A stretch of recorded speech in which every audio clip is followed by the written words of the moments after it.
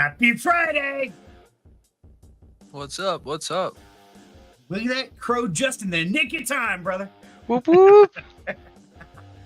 All right. So, sorry I was running late. I had to get my hair done. Yeah. What do you think? You like the new color? Looks beautiful. You like Mr. Clean. Perfect. That's good. Except for yesterday when I was shaving, I caught myself right dead square in the forehead. It's like, are you serious? Man, head wounds bleed like a stuck pig. It was horrible. It's like, oh my God. So, yeah. Now it's kind of funny because I go and I get like the wife's makeup brush and I have to hit that little spot just so it's not this glaring red spot. So, happy Friday, everybody. Let's see who we got in the audience today. We got, of course, Wild Angel. Love you, dear. Glad to have you here. And there's Crow. Now we can see you. How you doing, Crow? Doing great. Good, my man. Smiley Girl. Hey, you got a backstage pass. Where you at, my dear? Up here. Let's have some fun. It's Friday night. And Wild Angel says, hi, Smiley Girl. I says, thanks, Wild Angel. Day 5, the Chucky doll. And Day 5, I hope you love the fact that in Dead by Daylight, they released Chucky as the new killer. And he's evil little dude. He's absolutely awesome to play. Epic. It is. Have you played him yet, Crow? I haven't had the pleasure, but I've seen the videos of him, and he looks evil. Oh, yes. He's awesome. I love it. And let's see. Scrolling back through, it says, hi, Day 5. And Chris Cruz, my man. How you doing, brother? Happy Friday. Glad to have you with us today. And it says, hi, Chris. And John Richter. I'm naked with Dawn out. Okay. Well, hey, John, it's Friday, man. You do whatever you want to do. That's totally cool. Enjoy. I'm just glad you're here, brother. So, everybody, kick back, throw your shoes off, grab a drink, grab a smoke, whatever it is. It's Friday night. Let's have some fun. Whoop whoop. Whoop, whoop, whoop, whoop. So, yeah, it's kind of funny. It says, my man. John, you and Don are hanging out. Joan and Dawn are hanging in the wind. When those two get together, Weird Watch out. things happen. Ooh, that sounds scary. Nobody goes to jail, right? I hope. no, it's just Okay. it's like an urban legend, the legend of John and Don. Okay, that sounds pretty cool. When they hang out, My kind of party. I think we call that in our house, Crow. I was like, hold my beer and watch this shit. One of our favorite sayings. It's like, yep, we're going to go do some sketchy shit. Weird talking. See, another video game I need to get that will collect dust after I play through. Yeah, actually, the great thing, Dayfi, is now if you haven't played Dead by Daylight, real quick, it is literally a real-time game. It's not one that you can actually accomplish. It's all a PvP system. So you've got 4 survivors and you've got 1 killer. And those 4 survivors have to fix generators. Total of, is it 5 generators, Crow? 5 generators to open the escape hatch or the gates. And then they have to get out before the killer kills all the players. And so it's literally a PvP survival game, but it's all based on your favorite killers. You've got Freddy Krueger, Michael Myers. Do we have Jason? Yes. We have Jason. We have Chucky, the Huntress, the Trapper, Jigsaw. God, there's a bunch of them. Who am I missing, Crow? Oh, shoot. The guy with all the pins and needles in his face. God, what's his name? Pinhead. Yep, there we go. Yes, from Hellraiser. Yes. So, Chrome, my man, where you at, brother? I know you're hanging out with Smiley Girl. You guys are having your own party, and you're not in here partying with us. And John says we hold each other. Said Dave Pie said, I don't even know what it is. Well, that's a quick crash course of Dave Pie. That's Dead by Daylight, and it's a lot of fun because literally every killer has some special talents or tricks. Every survivor has their own, and the great thing is there's a lot of story in it. One of my favorite characters to play is Michael Myers, of course. And so I've also got his sister, Laurie Stroud. And she's one of the weakest survivors because she runs the slowest. But yeah, it gets absolutely crazy. Running around, trying to get away from the survivor. There's jump scares, creepy music. It's pretty badass. We might have to load up a game later on if it stays pretty quiet and mellow. Might fire it up to see what happens.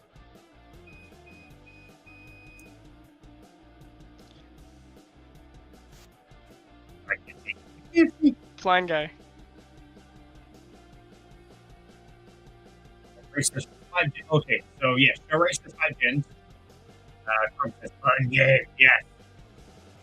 Chrome, where are you, brother? If you need something, DM me or something. I'll get you in here. Whatever you need. If anybody else wants to hop in, let me know. Yes, we are open forum. Lots of fun. So, what about you, BTK? You ever heard of Dead by Daylight or played it? I think I've heard of it. Haven't played it. I don't really play video games at You know, it's all, really. kind of Okay. funny about Dead by Daylight. That's how I met you, Jim. Was it? Played it? Yeah. Yes, before. Yeah. Because you're still in high school then. Yeah. That's right. First introduction to me. See, Dave, I asked, Xbox One or no? I don't know. Is it on Xbox? Yeah. It is? Okay. I'm a PC gamer, so I couldn't tell you what is or isn't on a console. And Chrome says, sadly, a bit busy. Wow. It's okay, Chrome. That's fine. Don't worry about it. We'll be fine. How'd I do? And Smiley says, hi, Crow. And yes, Crow, Smiley asked me to give you her love, said she had an absolute blast when she was on here with us talking about books. And she told me about a book today, and I will have to look today real quick. She said it was a great one and needed to check it out. And I said I would let you know what it is. And let's see if I can find the DM first or if Smiley Girl shares it in the chat.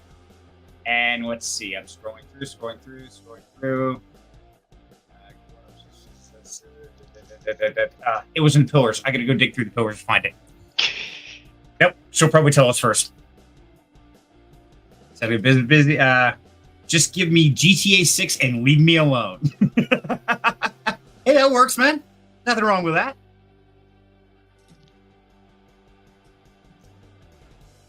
Okay. You up? So I'm blind as a bat. I don't see nothing. That's the way it was. I had to clean my glasses because, I was running behind schedule, and I'm like, oh god, okay, where's this? Where's that? And Lynn did a wonderful thing for me. She actually had macaroni and cheese sitting here, and it's funny, I was didn't get dressed after a shower real quick, and it's like, oh, I left you a treat on your desk, and we were talking earlier about doing a giveaway or something like that today, and then she said, I left you a treat on your desk. So I walk in here, and there's an entire Dutch apple pie sitting right next to my keyboard. I'm like, how am I supposed to give away a Dutch apple pie on stream? And how does this work? I can't eat it. I will eventually, but I can't on stream. And I'm like, here, you want a piece? Look, doesn't that look good? I was thinking just how evil I could be with this. That's messed up. But I love her to death. Thank you for the Dutch apple pie, because we're always talking about food. So she put me some macaroni and cheese to munch on real quick before we hopped in, and a Dutch apple pie for afterwards. So now I'm going to be sitting here the whole time thinking, apple pie.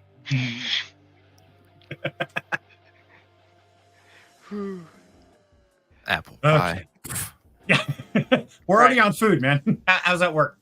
So, let's see. We have GTA 6. Okay, I think I'm caught up on the comments. We'll say, hey, welcome to everybody. It's Friday. Now, it's kind of interesting because tomorrow is Veterans Day. And so I want to put out a huge shout out to all the veterans and your family members. Because, see, that's one thing I think is really important to do is not only thank the veterans for their service, but their family members for letting them serve. Because, as I'm the father of a veteran, the husband of a veteran, and the brother of a veteran, I can tell you firsthand, the immediate family goes through a ton of hell when somebody is serving. So, thank you everyone for your service and to your family for supporting you during your service. So I think that's a huge thing. And on that, anyone knows anyone in the Marine Corps or just kind of anything to do with the Marine Corps, today is the Marine Corps' birthday. So give someone a call and say happy birthday to them, because I know they appreciate it. Nice. I was unaware of that. And yeah, Marines are kind of the badasses in the military, in my opinion. I think they get they always get the shafts like, oh, they're just the dumb ones. Now they're pretty damn smart and they're vicious. I mean, my brother served. Do what? Tip of the spear. Okay. Exactly, they are. First one's in, last one's out, and they're the ones, whatever it is, they'll take the job. And yeah, that takes guts. It really does, in my opinion. Right around now, they're all the Marine Corps is usually drunk on today. That's one thing they always like to do on their birthdays, just drink heavily. So why doesn't a foreign country start a war on November 10th? Because they know the Marines can't respond for at least 12 hours. I think because if they did respond, whatever holds them back is just gone. This is All true. sense of sure, I can't think of the words I want to say. Yeah, whatever type of Inhibitor. yeah, I was saying Geneva Convention. Yeah, they're too drunk. They don't care. It's like, go ahead, piss them off.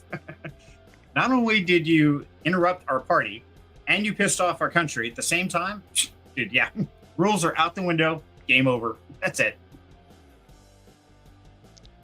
I guess you'd Yeah, see look, no moral restraint. Exactly. Yeah, it's the last thing you want.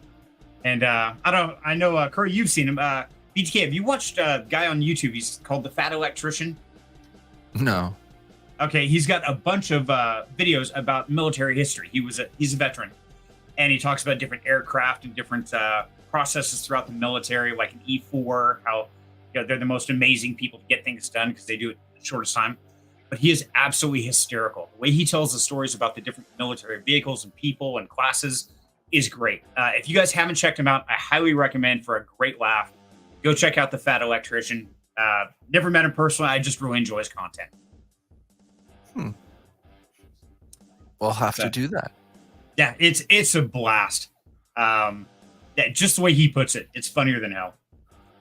Smile Girl says it was Leigh Berto's latest. I think it's called 8 Houses. It was very good. Party fantasy, part horror. Got that, girl? oh yeah, I'm looking it up right now. Okay, good. I thought maybe you fell asleep on me again. No, I did that earlier.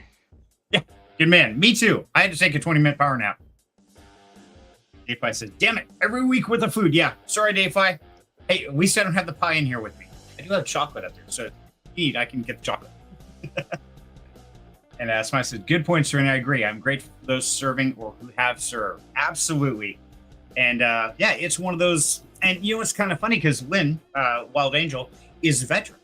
And so we were talking about just for the stream, it's like, well, we should give a giveaway to veterans. Like, well, okay, well, how do we know if they're veterans? It's like, well, they could send us a copy of their VA card, DD-214, what was their MOS, all these kind of questions we could ask. Like, yeah, but, when I had Vapeology and stuff, one of my things was to support the immediate family as well. Like, oh, well, they can take a scan of their card. We could do that too. It's like, it's a fair point. We could. But then I started asking really weird questions like, well, since we do stream around the world, what would happen if one of our viewers happens to be in Afghanistan and they are disagreement with our military? How would they take it? And I'm like, oh, that's kind of a weird scenario. I never thought about that problem. That could open a whole can of beans for sure. It could, couldn't it? So yeah, whatever your military is, whatever your beliefs are, support somebody who is fighting for a greater good. I think that's the best way to put it. Whatever it is, I don't care if it's religion, education, apartheid, whatever it could be. If somebody is doing good deeds and they're sacrificing for those positive outcomes, I think that's a good thing. Dave says, because all citizens are waiting in the grass with fuck around and find out shirts on. Okay, and Benjamin is calling me. Okay. I just ignored him. I don't know what the hell he's doing. Yeah, and it's funny, Dave, because we talked about that in the last stream as far as the Gen X. And they say the Gen X is the fuck around and find out generation. Yeah. Then you take those guys, you put them in the military on top of it. Dude, game over.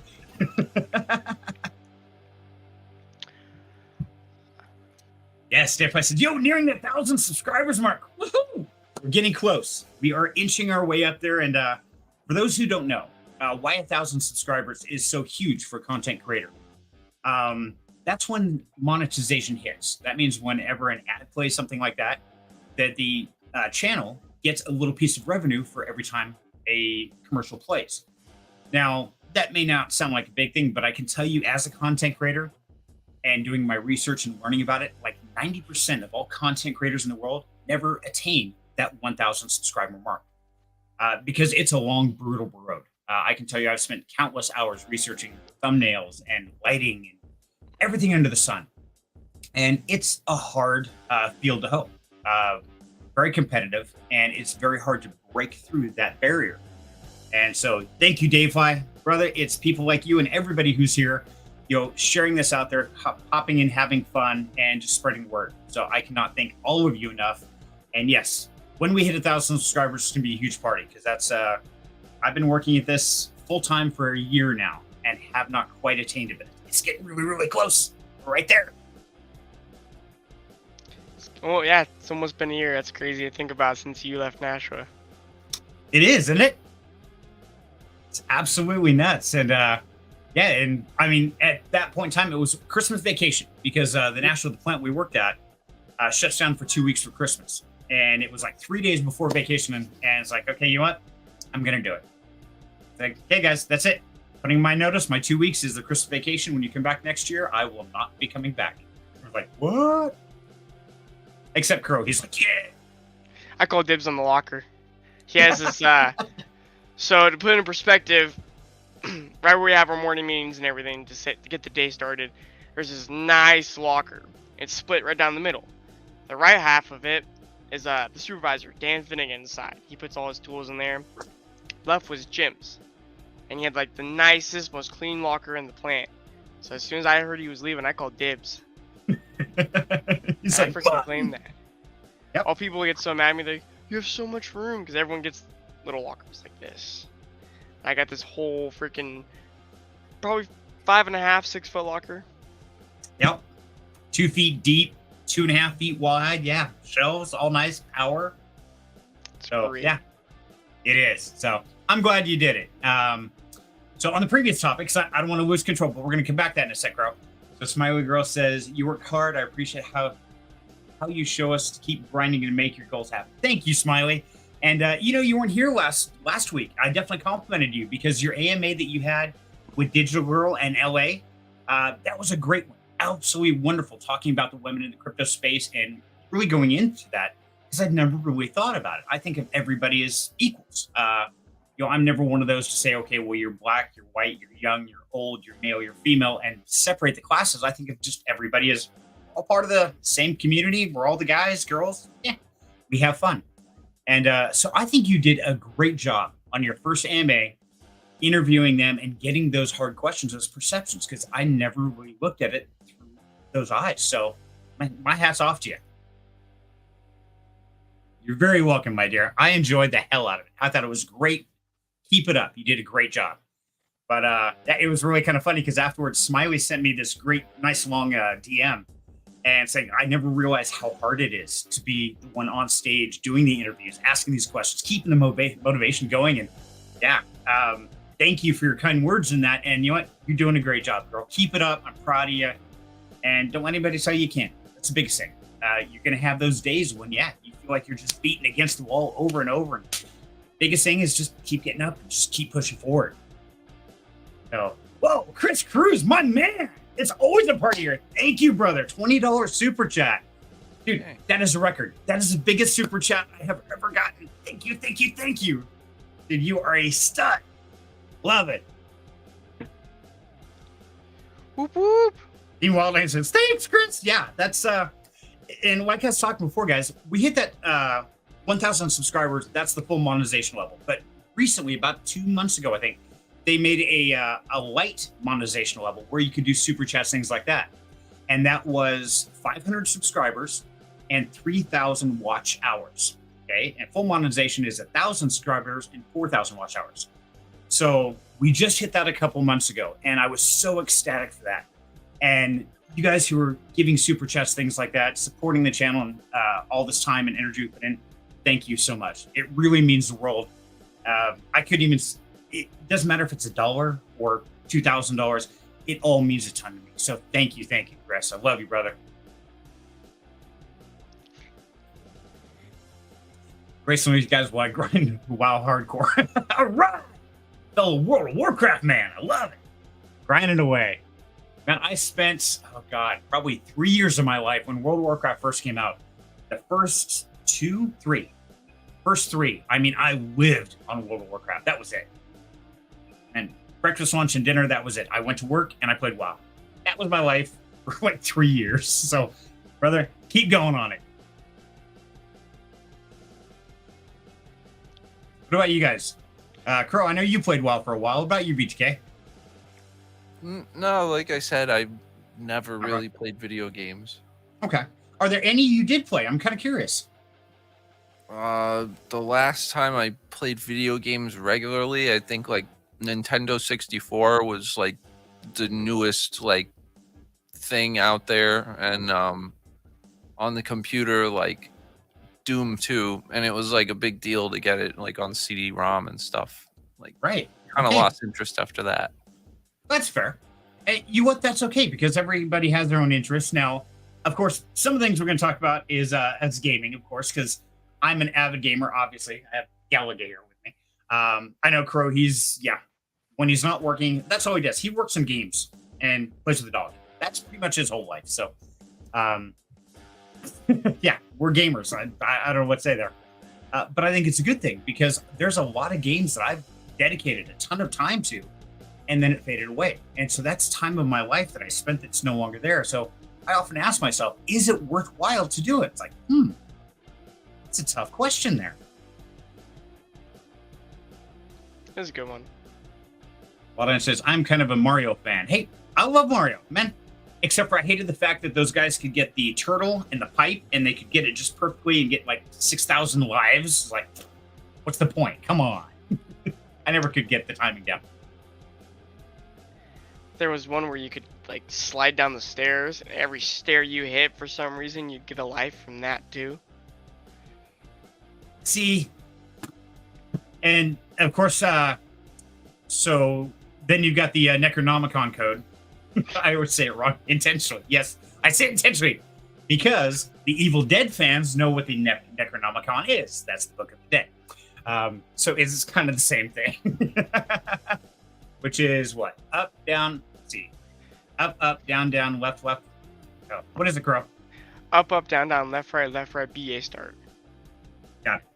Was BA start once or twice? I thought it was twice. Once. Just once. Okay.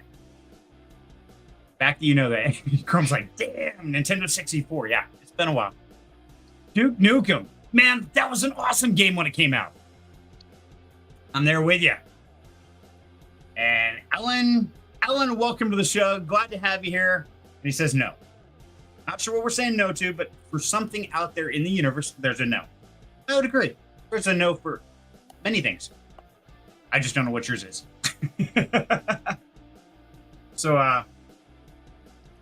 So back to, I know we've been bounced to topics, but hey, it's Friday night. We're having fun. Now, Crow, talking about Nashua, and of course, you stole my locker. Thank you. And by the way, I built that locker. I went in on a weekend, and I was tired of these ratty old boxes. They were saying, oh, just put your tools in there, they'll be fine. No, they won't. I went in, took 2 sheets of plywood, built this nice locker. And yeah, now Crow stole it. I mean, literally, I didn't even get it totally cleaned out before he was moving in. I'm like, are you serious? Oh crap, I helped you carry your box of crap out to your car. It was good crap, thank you.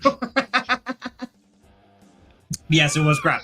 But of course, now, that locker was built originally for the supervisor and the key lead, because that's what I was the key lead, second in command, really first in command, because our supervisors, we loved him to death. We absolutely do. He's a brother from another mother, but this guy is the most brain-fried, lost individual on the planet. I swear to God. I would have a conversation with him, and I'd be saying, "Hey, Dan, so we're going to do this." Mid-sentence, he would turn and walk away. It didn't matter which one of us was talking. He would literally, just up and gone. Like, where the hell are you going, man?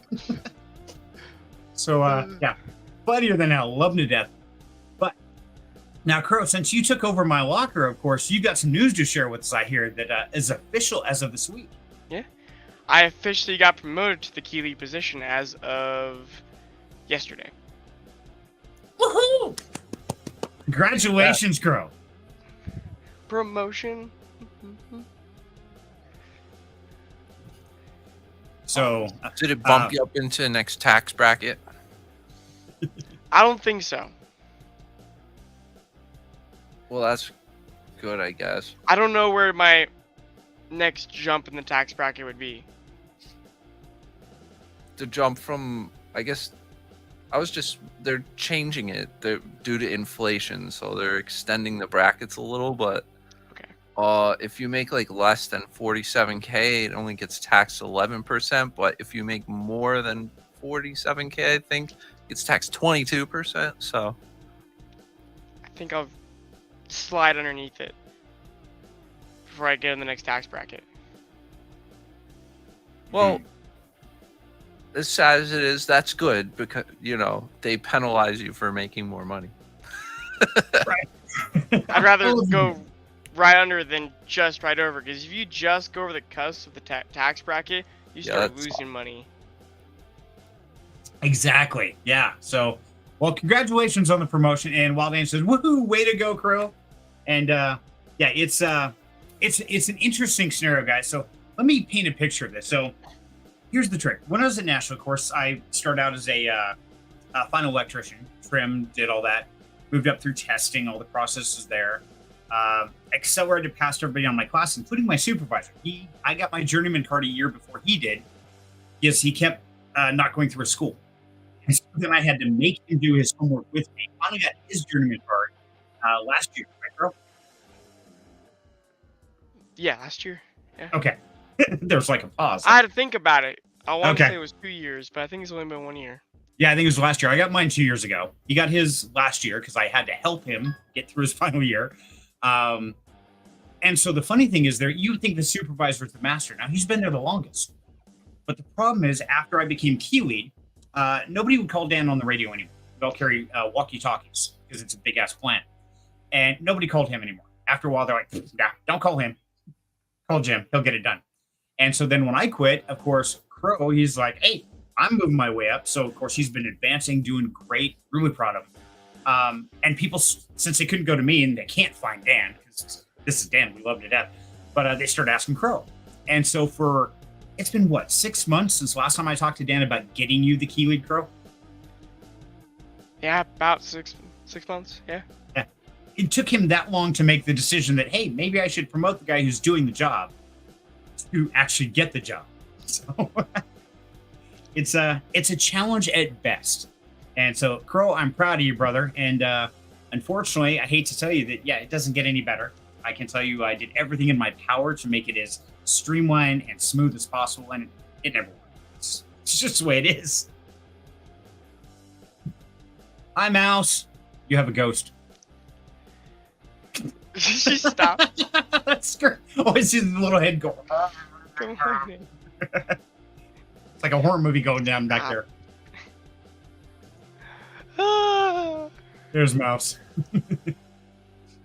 She wants to say. Wanda says, no, you were talking to him right after my surgery, so beginning of September. I think, now, Wild Angel, I think that was when I actually sat down and threatened him. It's like, what in the hell is taking so long? Yeah, I actually started talking to him. It was the first of the summer.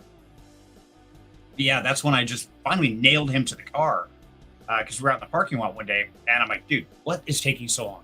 Well, I want to do this and this and this. So either way, Crow, I'm proud of you, brother. It was a tough uphill battle, so congratulations, my man. Thank you. It was harder than it should have been. Yes, it was. And yes, there's Mouse. For those who don't know, or first time here maybe, that small horse there is named Mouse. That's the sick, twisted part.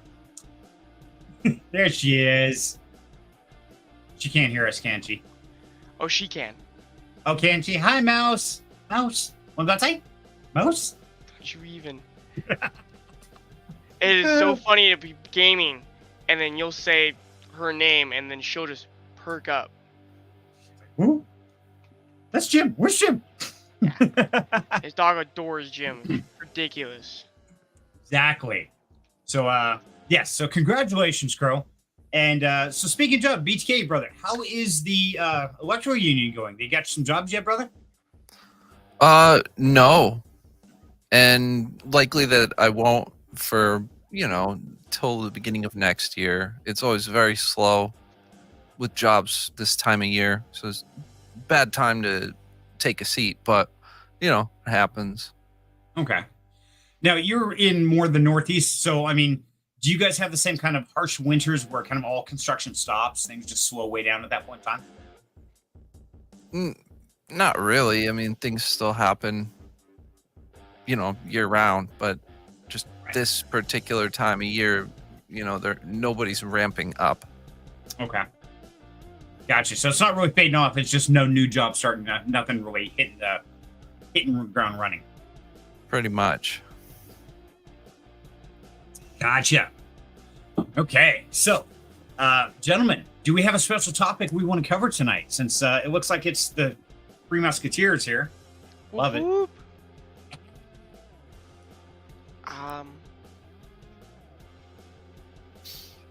Don't everybody talk at once.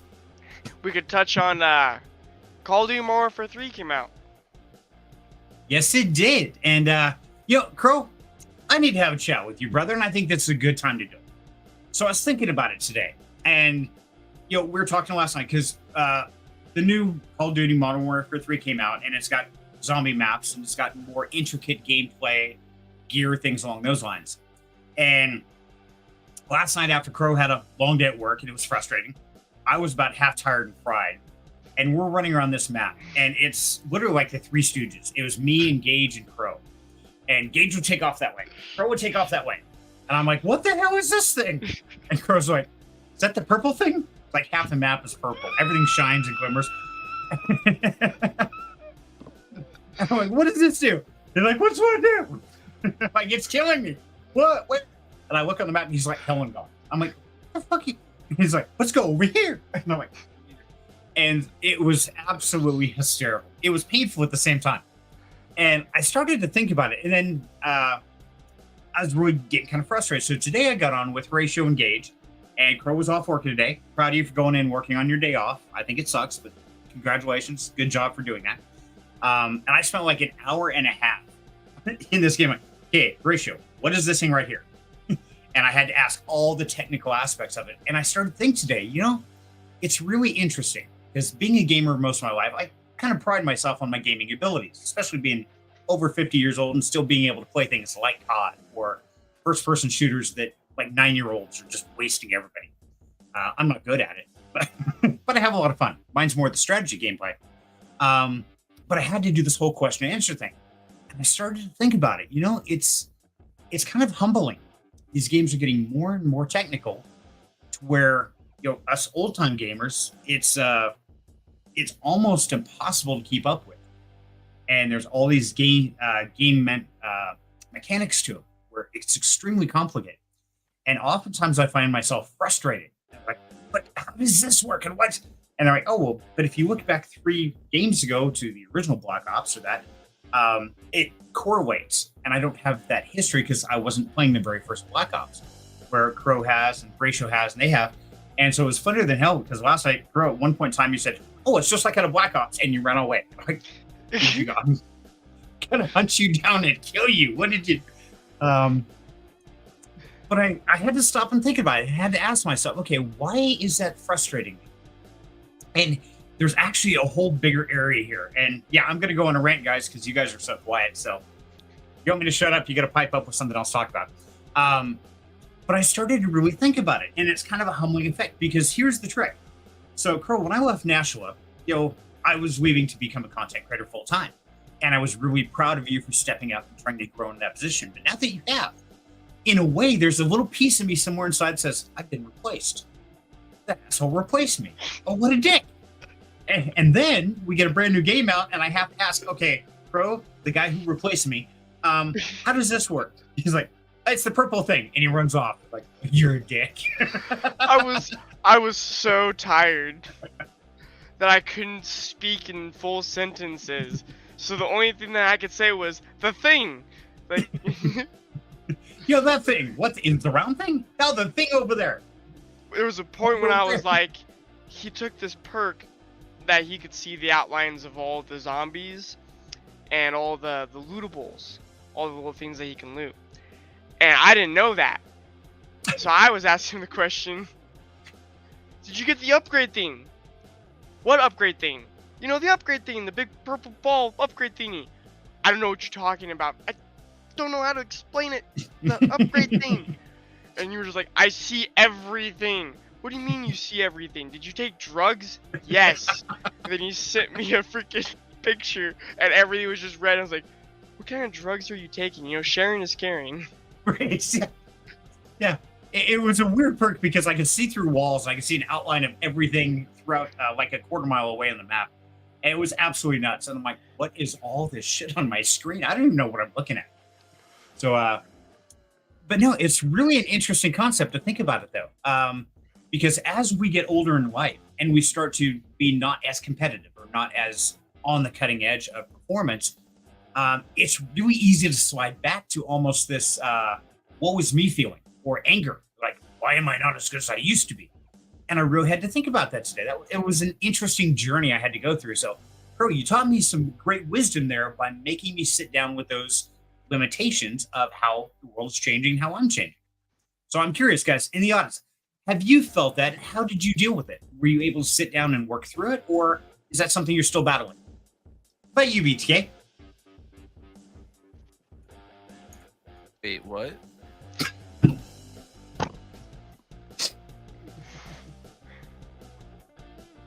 Good morning, BTK. Welcome to the show. I'll simplify the question because, yeah, it was a very long-winded. I did do that. Sorry. I tend to do that. So, BTK, me and you, we're kind of a little older generation than Crow is. As we tend to grow, and like you're a ham radio operator, so you like the old glass tubes, things like that. Is there ever a point in time where you feel like maybe you're behind the times and it starts to get to you?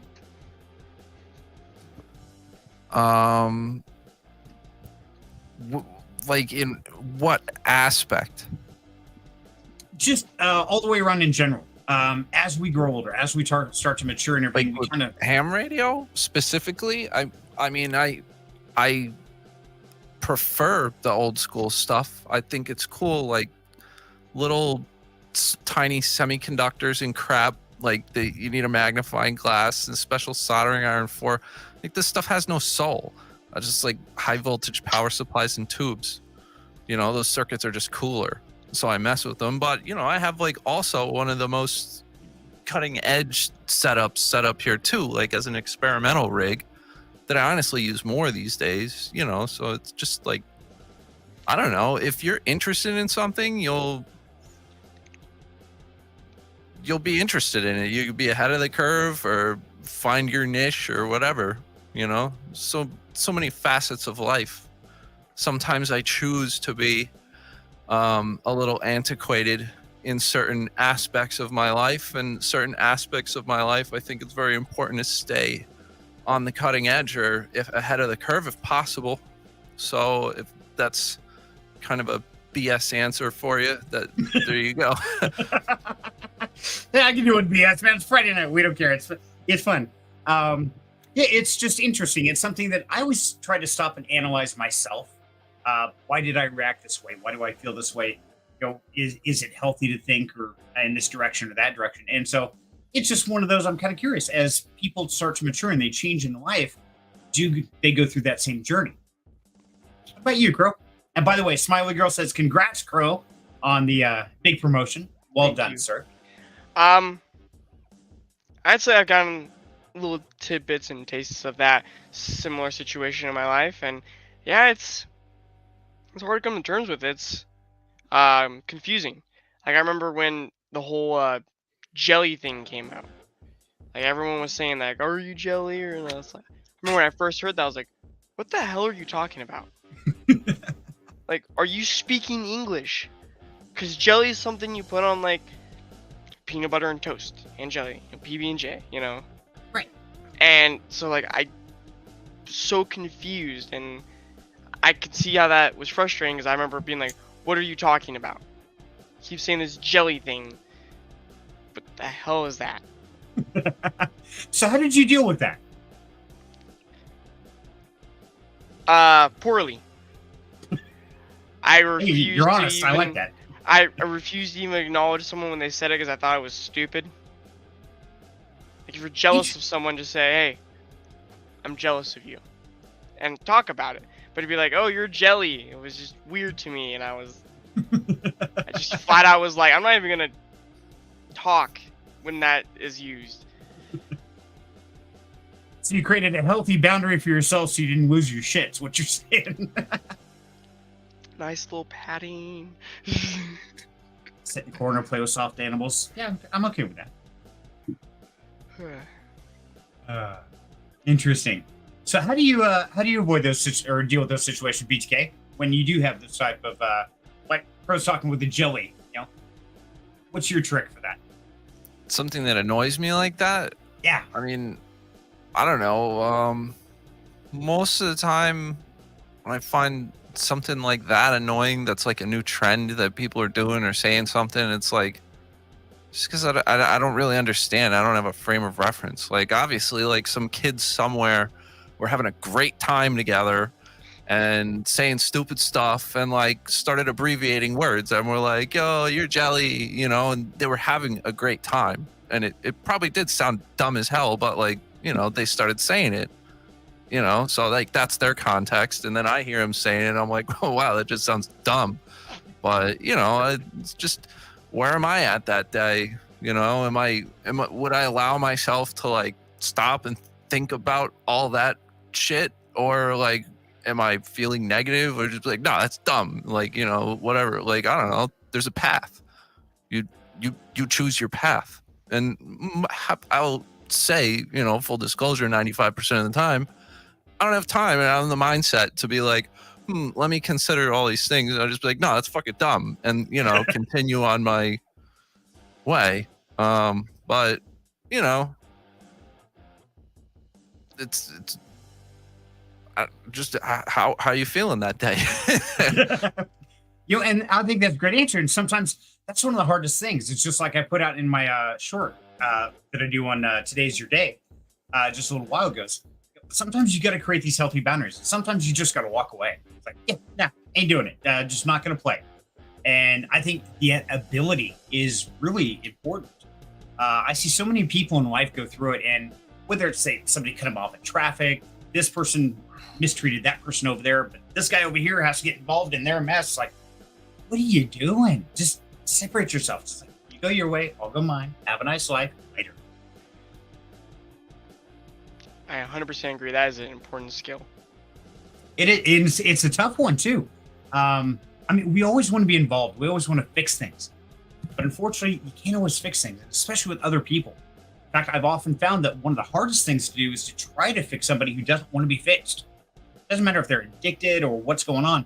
If they don't want to be fixed, the worst thing you can do is try to force them to get fixed. Agreed. And somebody always says Mouse is adorable. I agree. She is adorable. And she's super sweet. Super duper. She took a nap with me earlier. Did she? Okay. So, yeah, it was kind of funny, Crow, because we played earlier today. We played Call of Duty like we were talking before. And, yeah, by the end of that, I was so frustrated. It's like, okay, you know what? Obviously, my mindset is not right. And so, like, I'm going to go take a quick 10-minute power nap, get a shower for the stream, and I'll be good as gold.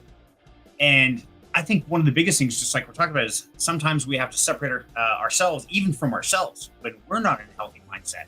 I think it's really important to take a step back, remove yourself from every situation, and whether that's take a nap, read a book, take it back, whatever, find something to change that mindset. And I think we all need to do that in some way, shape, or form from time to time, because otherwise we get so obsessed with things. It just gets crazy.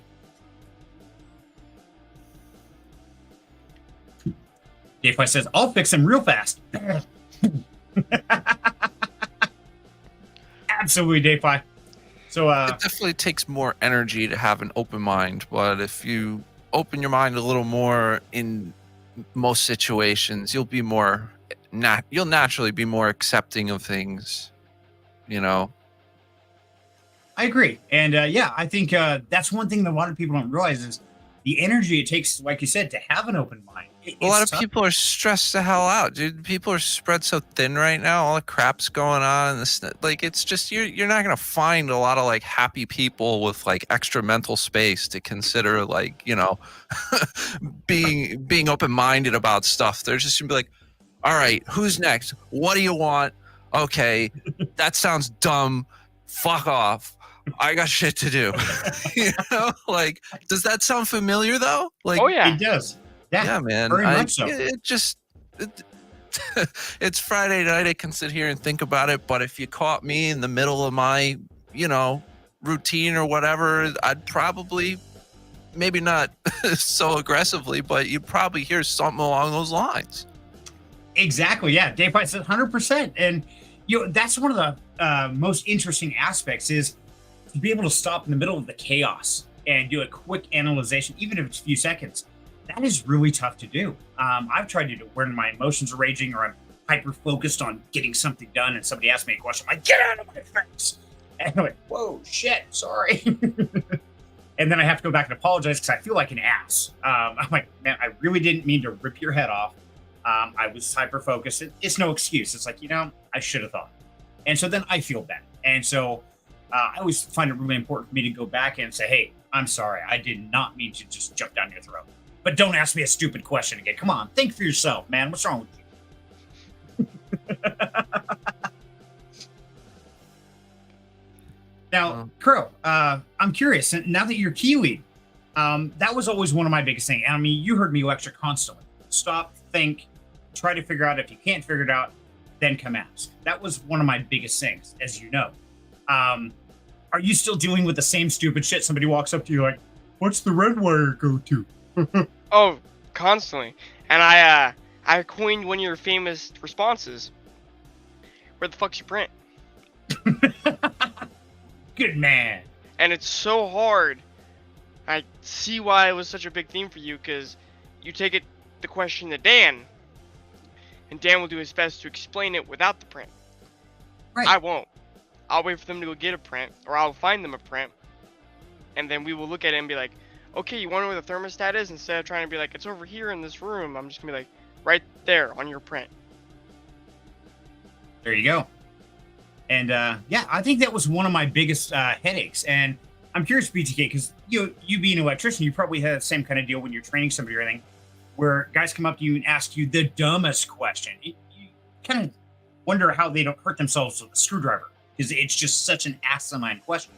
What was your best response for that? I mean, you don't see those guys after not very long. They're just not around.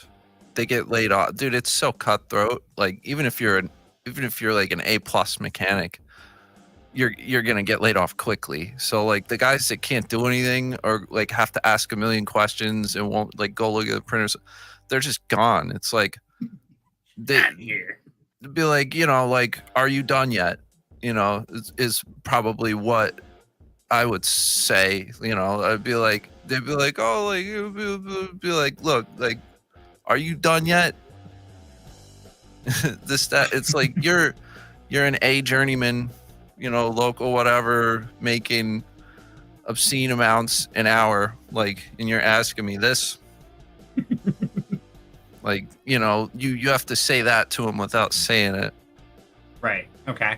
So your way is to kind of spin it in a nice way and feed it back to him. Like, you realize how asinine that question really is, but you're doing it in a nice way. Yeah. Or like if it's going to cause problems, like nothing's going to get done and they're just going to go, and they're going to go stop some other guy who I actually have working to like go help them. And now like two guys not working, I'll be like, look, and I'll grab like a really aces apprentice or something. And I'll be like, look, I'm going to give you, the third year apprentice I got here. He's going to show you how to do it. And I'll stare at him for an extra 2 seconds before I walk away. That's all. Ooh. You do that, it's done. He's never going to, and then at least he's working with an apprentice now who will give him a little, like that. I know the kid will go in there and work and this and that. And the guy's gonna be like, oh shit, like I better pick it up. Like, I don't want to get laid off, Right. So it'll probably lead to the most productivity that way if you have an apprentice like that available,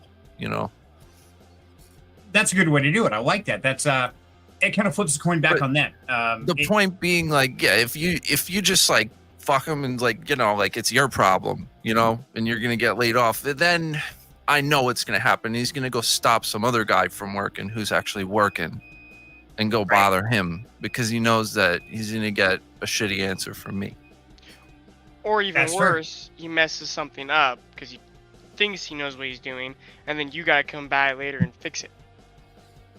Yeah.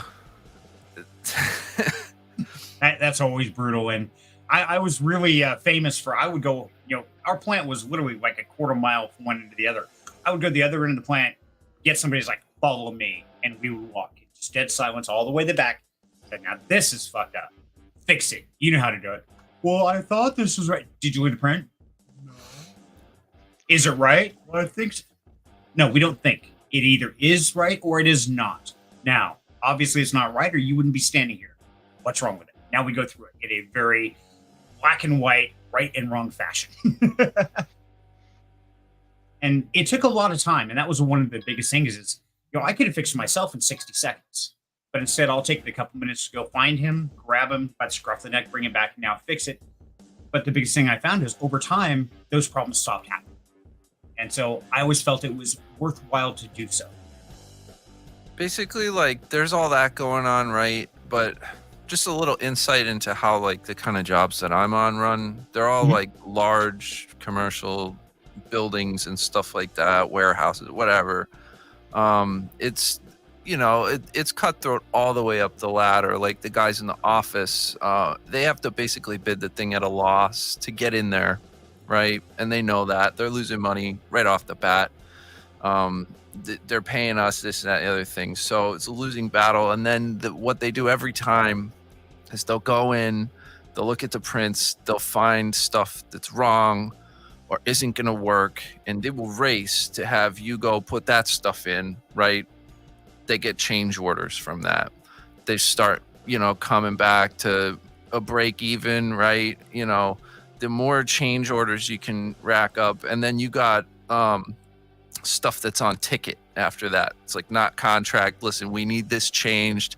We fucked up. We had you put this thing here. It's not going to be in the chase, whatever, that sounds like ticket work to me. So you have like one or two guys that are really, really good doing all your ticket work, and you have a foreman who's really, really good looking for the ticket work on the print and going to these meetings and being like, look, like, blah, blah, blah. So it's just drumming up ticket work, and you have a couple of guys going and they're making money, and then everybody else is just building a job with the print, whatever. You could have like an apprentice run a few guys, like throw MC through studs and stuff. But as long as you have something like that, you just need a few good guys, and then you just need a bunch of other installers, basically. So you find out who's who, you put them where they need to be.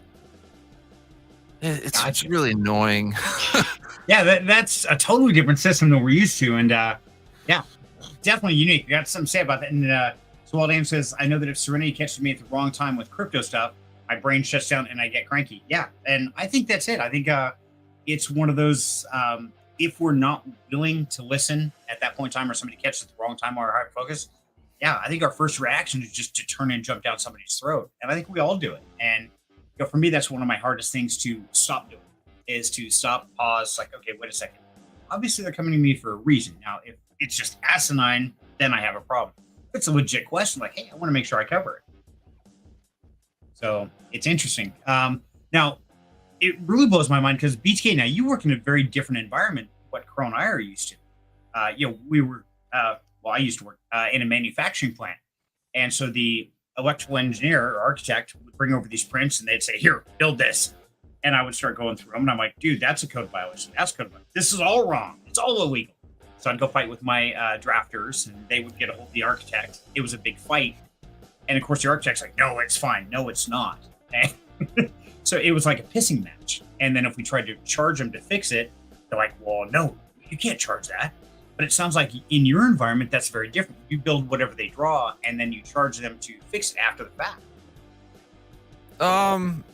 Yeah, I mean, like, if we're contracted to build something a certain way, that's what we do, and if they have a moron building it, like, it's going to be really, really expensive, so that would be like dollar signs in the eyes of an estimator or something who's sneaky and knows what he's doing. they would lowball bid the crap out of everyone else unless some other contractor has a good estimator who catches that stuff. Get in there and then hopefully get a whole lot of change orders and stuff. Right. But that's like way down the road when the inspectors are there looking at everything. I mean, they come in stages, to check out certain things, but yeah, that's definitely how it would go. That's interesting. Yeah, it's what do you think? Does that sound totally different than what we're used to, buddy? Way different. I spend so many hours just pouring through prints, looking for potential problems. That way I can go make sure it gets taken care of before it even hits the line, before I even have to see the first house that the issue's on. Exactly. Yeah, it's really interesting, the environment, because all of us being electricians, but yet the way they operate in the union and more on a professional scale is very different. It holds those people accountable, where Crow, we're used to being the ones that are accountable for everybody, and it's stupid. And well, there's also like the hospital I was just in, we did stuff like that was against code in certain areas, like the way they feed power, they have like no grounds to certain things and this and that for like special equipment and stuff, and that's all hospital spec, and they're allowed to do that.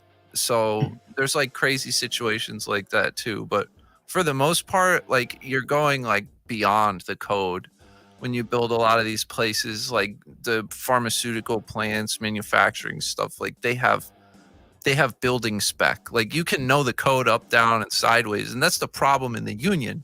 You get a guy who like knows the code real well, and he's like, "Oh, I was doing everything by code." And then, the foreman comes over like, "Oh, Jesus Christ," and he gets laid off because he didn't know anything about the job spec. The spec requires you to do things a certain way. You know what I mean? And it could be more stringent than the code, and most times is. So like you have to be well aware of the job spec to know how to do stuff. Like you could walk onto one of my jobs and know everything about the code, but you could be completely useless because it has a really stringent, crazy job spec, and you don't know anything about that job spec. So gotcha. Yeah, and that's what's really interesting. Now, I'm curious in your and I know, guys, we're getting off on the electrical thing, but it's kind of fun to just go down the rabbit hole because you guys aren't talking a whole lot in the chat, but I hope you will. So throw questions out there, comments, whatever you want, and always, make sure to hit the like button, subscribe, tell your friends about us, have them come in here, have a party, have a drink. Although I could use a drink, love. I had to throw that out there. Now, something that we run into, BTK, that I don't know if you do or not, where we're a manufacturing plant, the buildings we make go to all parts of the country. We'll build here in Idaho, and it'll go to California, or Washington, Montana, Colorado, Utah, Texas. And so what a lot of people don't realize is for an electrician, you've got the NEC, which is the National Electric Code, and that's just, countrywide general. But then you can have a county code that can or a state code that can overwrite the NEC. Then you can have a county code that can overwrite the state, and it just keeps going. And so by the time you're done, you're in bumfuck nowhere. They have a special series of codes, like you're talking, BTK, but it's only for that one city or that one county and that one state in the whole damn country. You run into that kind of stuff? No, we're a local union. Okay. So yours is all set based on those rules, just the application could change. Yeah, we just work in one small territory, but building to building, it's kind of a similar thing. Okay, interesting. So, yeah, that's it's definitely to talk to somebody who does the same thing, because I'm sure, like everybody watching, it's like if you go and talk to somebody who does your job in another state or another part of the country, probably do it very differently. They probably have a whole different set of rules or criteria. Hell, even if you work at one restaurant here, go across the street, they probably do something totally different than what you're doing. You want to talk about specs, man? Cell sites. That's a whole nother animal. They have the most crazy specs. They will make you do everything over again. If like a piece of tape. Hi, everybody. Hey. Thank you. BTK says, hey, Crow waved. Saw that. Sorry, the waitress had to refill the drink. Thank you. Please continue. They're really strict. Now, see, I would think cells would be a little bit easier, but I guess not. So now you're being a ham radio operator and you've worked on cell towers, things like that. Now, is there like very finite frequencies they run off, and that has to be like certain ranges from other equipment, or I mean, what makes them so unique to other places like a substation or something like that? Cell sites? Well, I mean, yeah, you have to set everything up right, but I'm just saying, like, as far as like, you have to take pictures of everything and do everything really in a particular way. And like, if you run the coax away, they could just be like, no, I don't like that. Like, redo it. Or like, oh, we don't like, like the tape. You didn't put enough tape on like something. Like, we want you to take it all apart and like redo it again. Like, our technician like saw the picture. It's like, Jesus Christ. But a lot of that is because they want to hold your money for longer, because Okay. they're farming it in like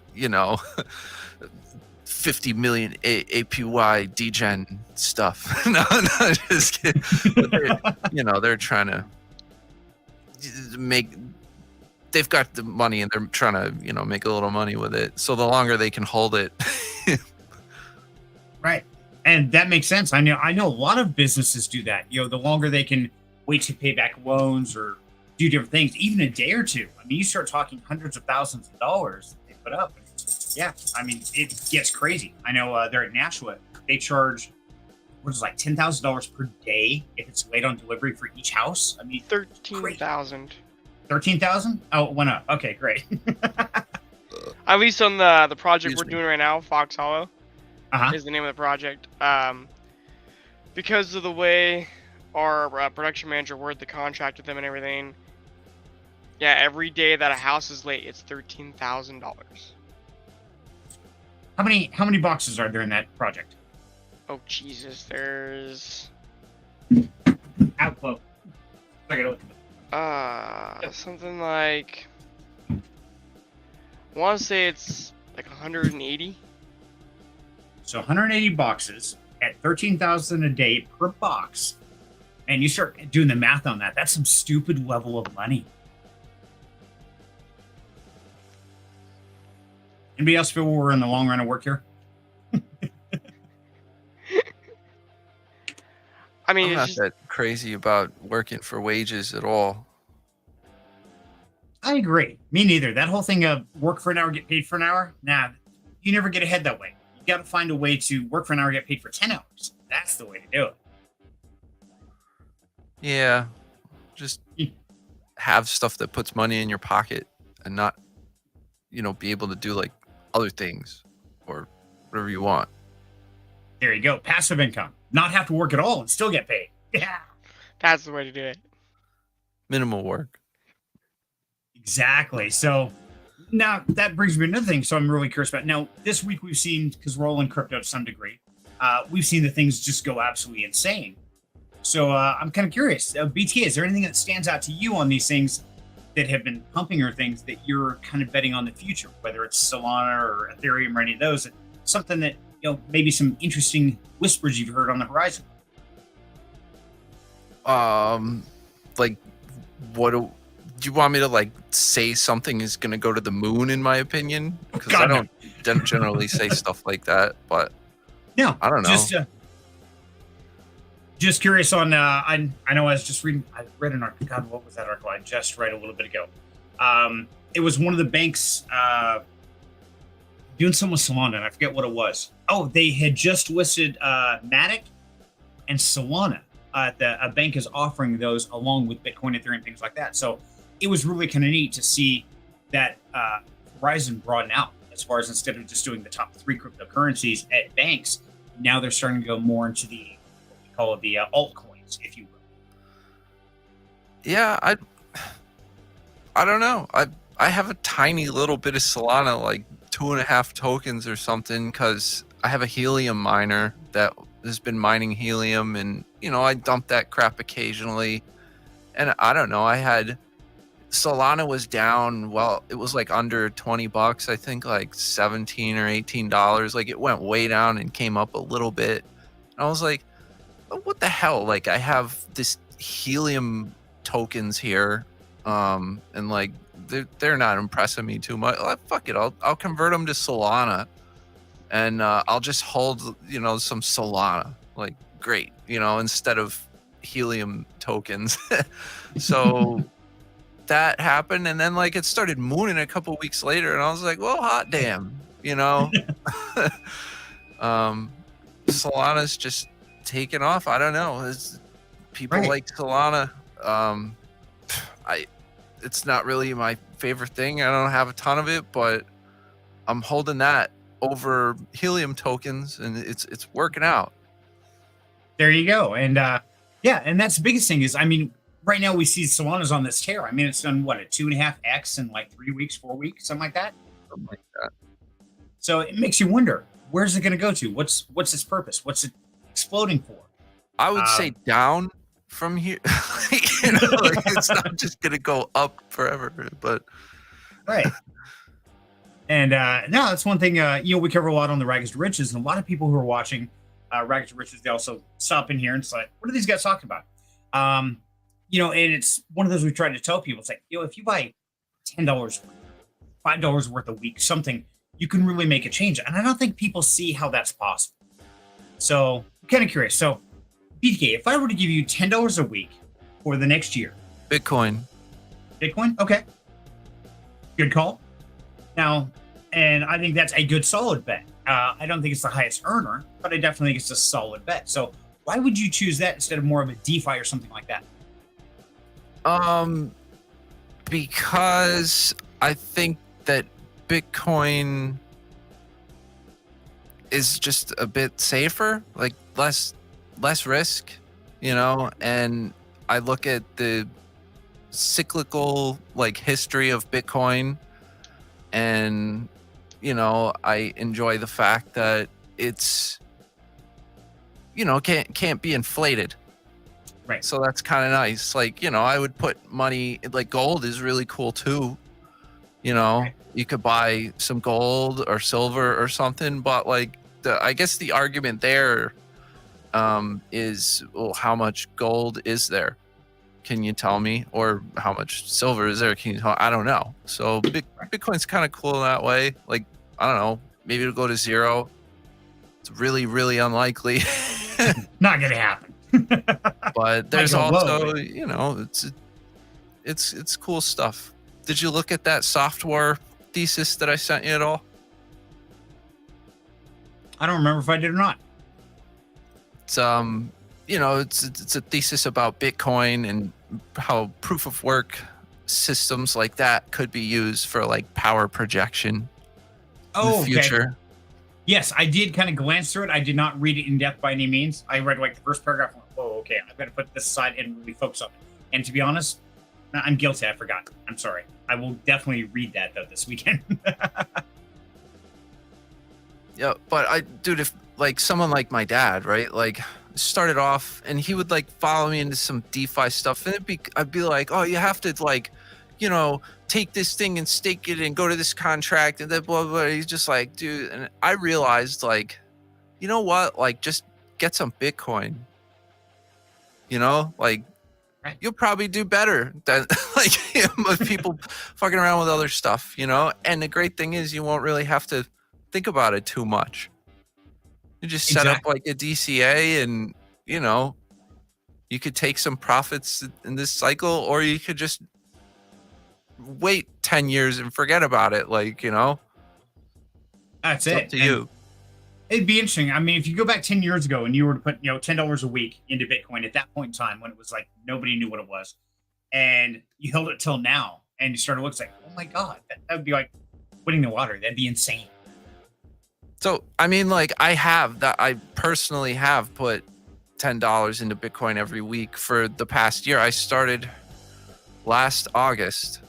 So a little over a year now. And it ended up that Bitcoin has been the best performing asset like there is really in that time. So I don't know, you could have put your money anywhere, put it in Bitcoin, worked out, you know, so Right. There's That's that. interesting. It's got a track record. That it does. And yeah, it's definitely one of those that everybody's utilizing. Now, of course, the Bitcoin blockchain has its own limitations of time frame, gas fees, things like that. But all in all, if you're trying to do a nice long build, I think Bitcoin, like I said, it's the most solid and most dependable that you're guaranteed going to get returns on. Now, are you going to get the most returns? Time will tell on that one. So be kind of curious to see what happens 10 years from now. We'll have to go back and rewatch this. Like, hey, remember we asked this? Where do we stand? It's kind of interesting because like how much streamlined it's gotten. Because like I have this gas station, Jackson's, like 2 minutes away from my house, and at the Jackson's they have looks like an ATM, but it's for Bitcoin. You go in there and you can buy Bitcoin. I'm like, I wonder how that works. Like, do I have to enter my wallet and have it memorized, and then I, swipe and I buy it, or do I get like a ticket? It's one of the things I've been meaning to check out because I'm curious how it works. But yeah, it's streamlined. Just go to like a little ATM thing, buy Bitcoin, and Probably done. some crazy fees or something. I don't know. Right. Bitcoin ATM. Or maybe it's like not scammy at all, and it's like, a great way to buy Bitcoin. I wouldn't know. There's one at the gas station by my house too. Bitcoin ATM. I need to try it. messed with it. Yep. Just to do it, just to try it, like $10 or something. Yeah. Okay, so Crow, here's your homework assignment, buddy. I know you're coming over Sunday for dinner. So between now and then, I want you to go to the gas station with $10 and make sure to have your MetaMask, whatever, Coinbase, whatever wallet you got. Dude, Go I would in and make a try it. freshie or something. Oh, yeah, good Make point. like Yeah. make like a fresh trust wallet or something that'll spit out I could be technical here. A BIP 39-44 compatible seed phrase. No, you need a Somebody's going, 24-word seed phrase. So like not a 0x wallet. I think you Right. can make like trust wallet. You can make a new one that'll spit out a 24-word. Okay, so your Looks like homework a assignment Bitcoin is to phrase. go it out and let us know how it works. So we'll talk about that on Sunday. Okay. And then you got to save that information for next week's Freaky Friday to let us know, how does that ATM work? You put in $10. How much Bitcoin did you get? And then did it make profit or You did you trust lose? my by the memory way too much than I do. I barely remember what I ate this morning. I'll remind you. I know what you ate this morning. Because you were cranky because you didn't have food, so you had to go eat. I need food. I know, because we were in the middle of a game and you went to make food. I'm like, oh, for fuck's sake. Yeah, I was sitting there and I hopped on top of this car, and he's driving around. I'm on this car, and I'm just sitting here. I have this big, huge burger, and I'm just eating it. And I'm like, this is so good. You have no idea how good this is. I was so hungry. Yeah. So one of the big things, guys, whenever we game, usually Call of Duty, whatever, my job is to drive the cars. And because I just love doing the roadkill thing. Something about running people over in cars is just a lot of fun. Because, of course, everybody's about weapons and mines and shooting. And not me. I just take the whole damn car. Gone. Squad's toast. I get shot a lot, but it's fun. And so you got Horatio, who we take in. He's our secret gunner. We just stick him on the top as a turret. He just sits up there and shoots everybody. I'm running him over, and Crow's over in the passenger seat. And my Crow, hop out. Crow, what are you doing? I'm eating. Like, seriously? I remember you saying, pick it someplace far, Ratio. Crow's eating. Give him as much time as we can. Yeah, we did. We actually took a scenic route around the map. I'm driving over zombies. Horatio's shooting him, and Crow's eating a burger. Don't hit him. I remember it was funny.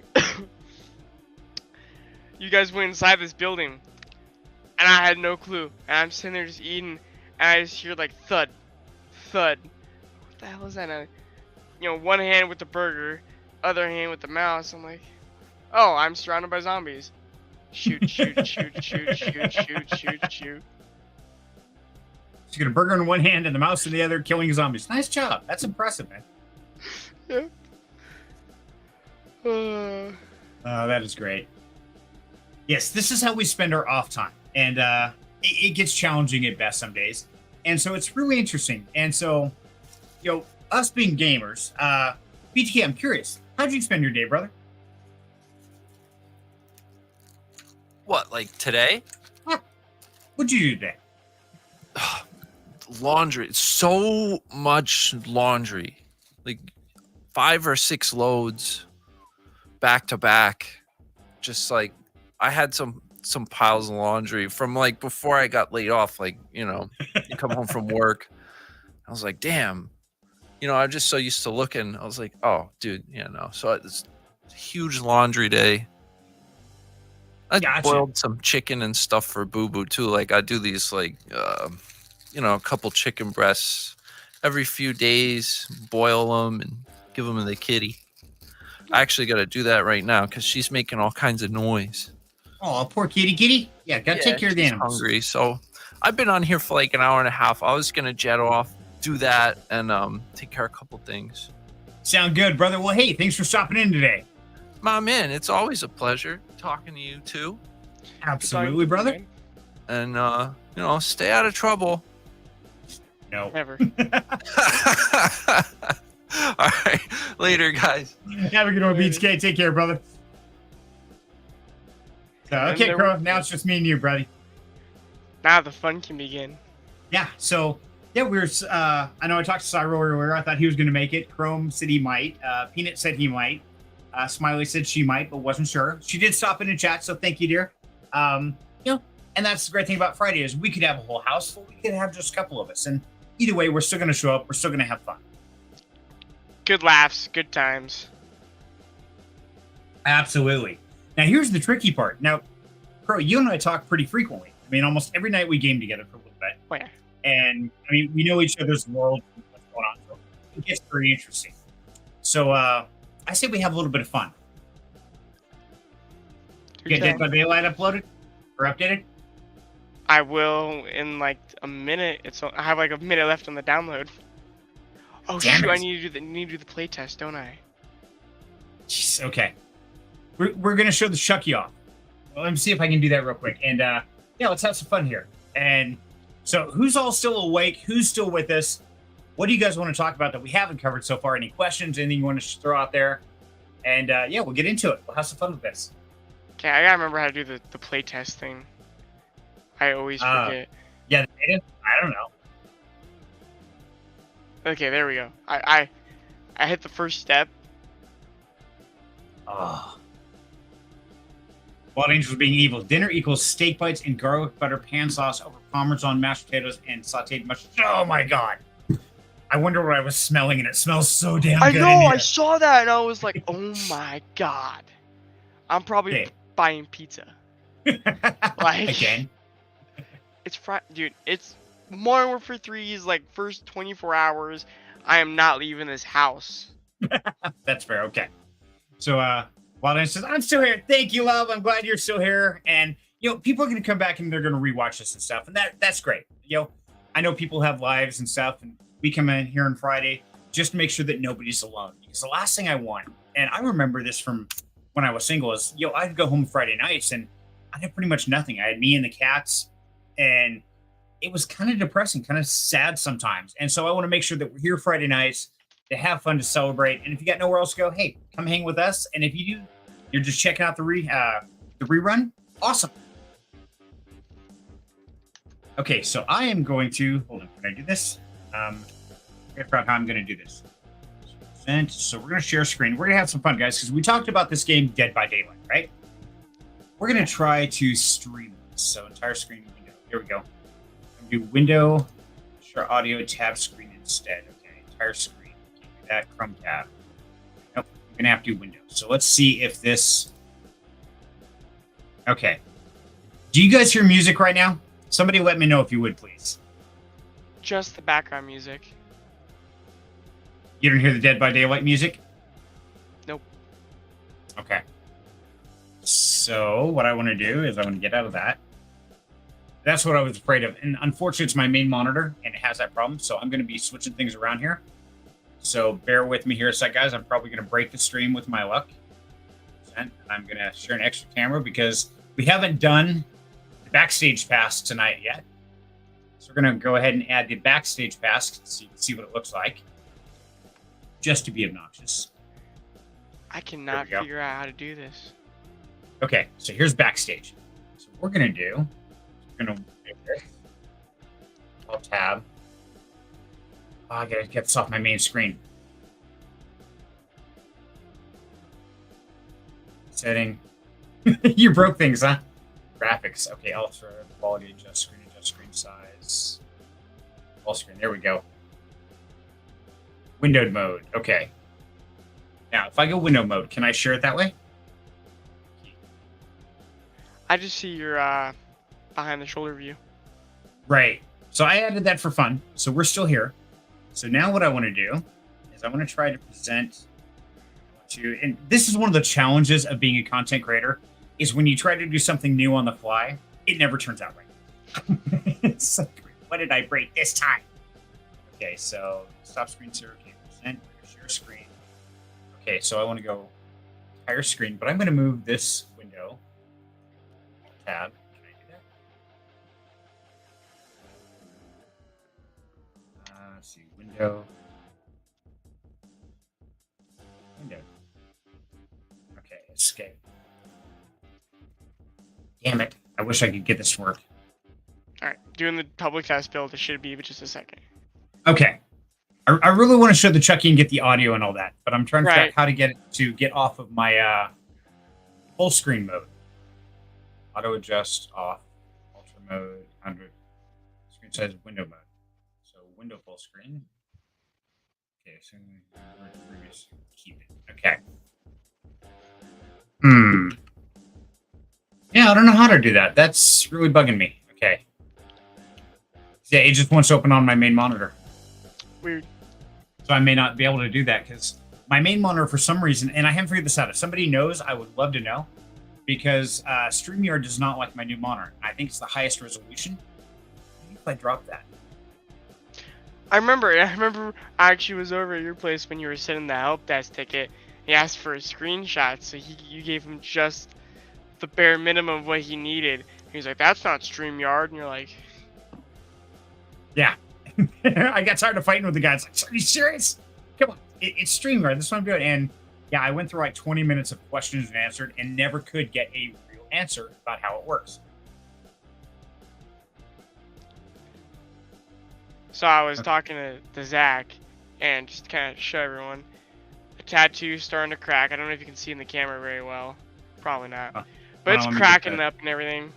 And I was talking to him, I was like, of course, I get a tattoo in probably the most rough spot for me, because I'm sticking my hands in walls and stuff, and it's right there on my wrist. And I'm gaming, that's where it's at. I'm like, it's getting a lot of action, so it's all cracked and everything. I'm like, heal up so you actually look halfway decent again. Right. And so, yeah, that's an interesting challenge. So how are you dealing with that? Is it just cracking where it flexes, or is it like the ink is coming out of it? How's that working on you? It just looks like it's really hard to explain. It's just like cracks all over it, and it's just where he added the new ink, where the blue is. Okay, let's see. Okay, Hold on. Okay, here, Yeah. let me Your primary. be smart about this. Oh my God, now I'm blind. I'm not Oh, trying that's to weird. blind you. Yeah, it's just cracking. Hey, it And looks like the ink is bubbling off your skin or something. It's like, oh, that's well, on the top I have a scab because I shoved my hand in a wall and I found a nail. And of course you did. I know, of course. It just happened to be right where my tattoo's at. And so that happened. And talking to Zach, and he says it should heal fine pretty good, and most of the blue ink should stay. Right? It's just, he's like, worst case scenario, we're gonna have to hit up a couple areas. And he's already gonna have to touch it up anyways to just do some final work on it, so. Okay, Not the end gotcha. of the world. Just weird. That's fair. I keep trying to open Call of Duty. I'm trying to get Dead by Daylight to open because I really want to show Chucky off. Chucky's great. But I want to get the audio to work with it too. Close Call of Duty. Yes. Did you get yours to work, Crow? Yeah, I'm loading up right now. Share your screen. Just about offer. Share your screen. I'm going to kill the audio. And make sure you're sharing your audio screen. Okay. So, yeah, I'm going to kill the background music, guys. There we go. Let's pause that. Okay. Okay, add the stage. Here we go. Okay, yes, I can hear the audio on yours. So, here you go, guys. Okay. This is Dead by Daylight, guys. And actually, let me let's put this on the side. Bottom corner. No, that didn't work. I'm trying to think what the best way out is.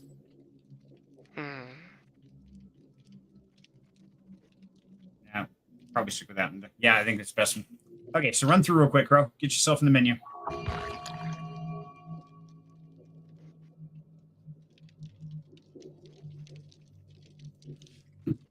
So, Day 5, if you're still alive, buddy, this is especially for you, my man, because we want to show you Chucky, because Chucky is awesome. Hey, I apologize for how dark my face is going to be for this, because this is my main light, and now it's playing a dark game. That's going to be weird. I'm going to hear your audio and my audio. Oh, that's going to freak me out. In the game? Yeah.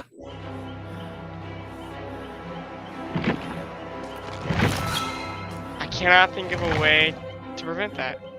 No, you're fine. You keep your audio going for the stream. I'll just deal with mine. Okay, you're in the chest build? All right. Okay, quit. So... It is so hard to hear. I gotta lower the audio because I cannot hear you. Audio. That's good. You didn't have to hear me. It's fine. Okay, so trying to add Crow. Not letting me add. View profile block. Nope.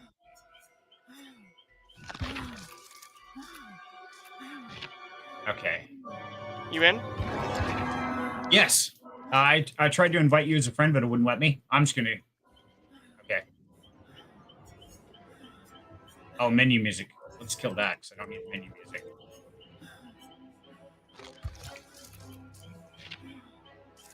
It won't let me join or invite you. Yeah, I know. That's what I kept running into. Can we? Custom game. What if I do this? There we go. You're in the lobby. There we go. Okay. I joined your party. Okay, there we go. Figured it out. Okay.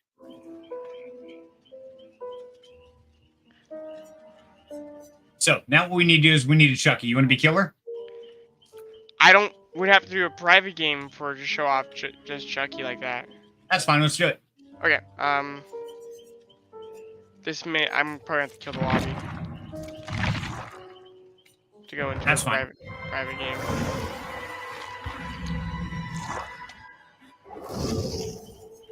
So guys, this is Dead by Daylight. And right now, this is what we do in the evening time. We play some games, we have some fun. And this is one of those ones that, being a horror fan, it's really enjoyable because it gives that creepy feel. You get the jump scares, you get the audio, all that. Okay, so let's see. So spectator. I'll switch to killer. The good killer. Oh, you want to be killer? You want to be killer or you want me to? I don't care. Go for it. I'll be survivor.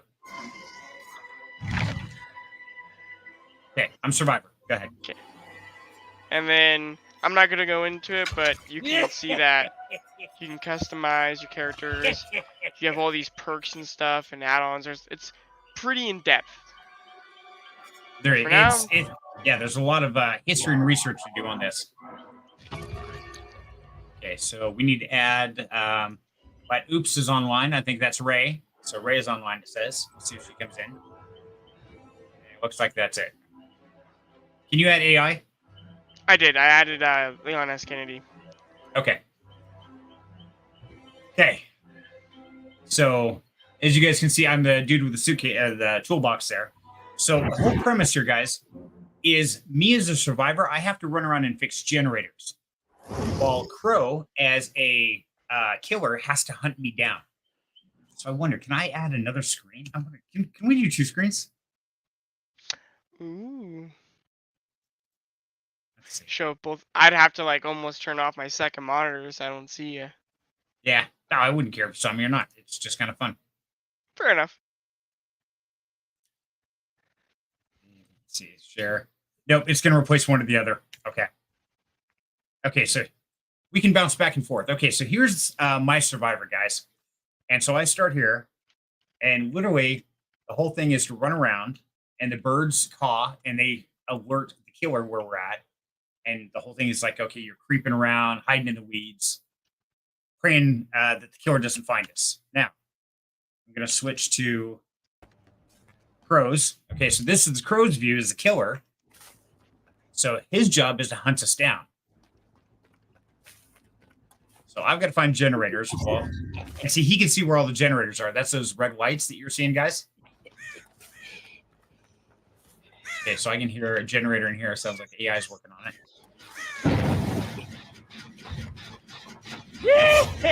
Oh, God. Yeah, there's Evil Chucky. How you like him, Dayfi? The evil Chucky doll running through the weeds, chasing people down. Come on, play fair. Play fair. Play fair. Oh, God. There's Chucky. Bye, Chucky. Go away. Get away. Get away. So I can grab pallets to slow him down. I'm trying to watch the stream and play the game at the same time. And yeah, in my audio, what I'm hearing, guys, and I wish you could hear it, is it's his heartbeat. Because literally Chucky is right behind me. Aha, drop a pallet on the little guy's head. Where'd you go? Come on. I don't bite.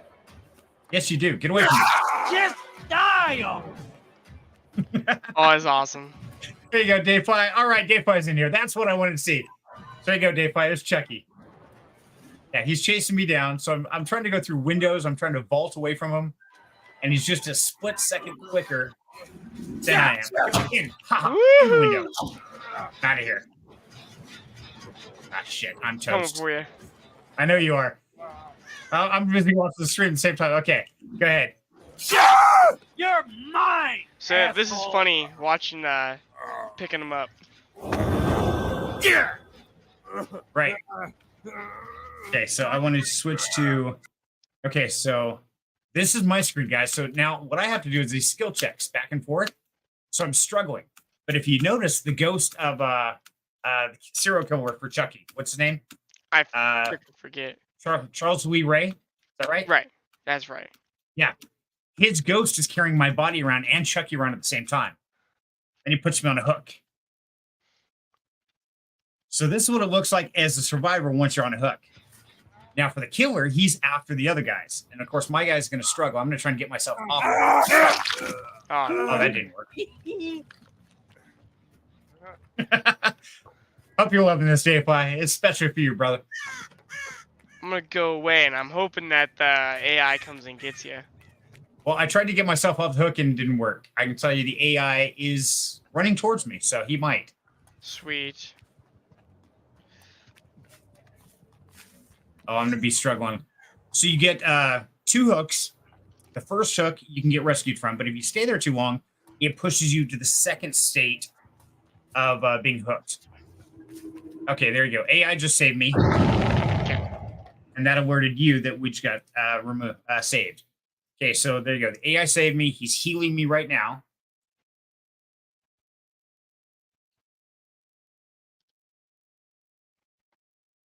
And the whole time, my dude's groaning and whining. And there's Chucky. Okay, go get the AI this time. I'm trying to. Okay. Chase him down. Okay, so I'll go back to Chucky's view because he's just hilarious. Strung up on meat hooks. Yeah, it's pretty wild, Dayfi.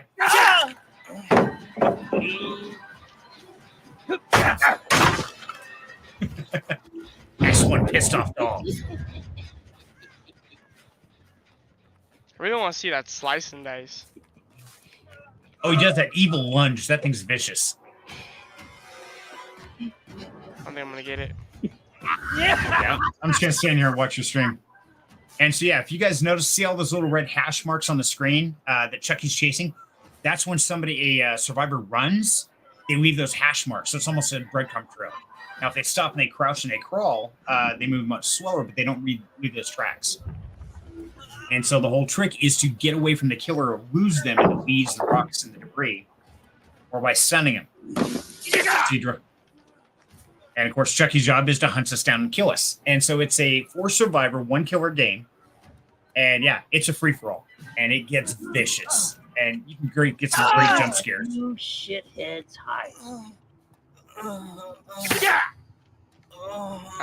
Much better.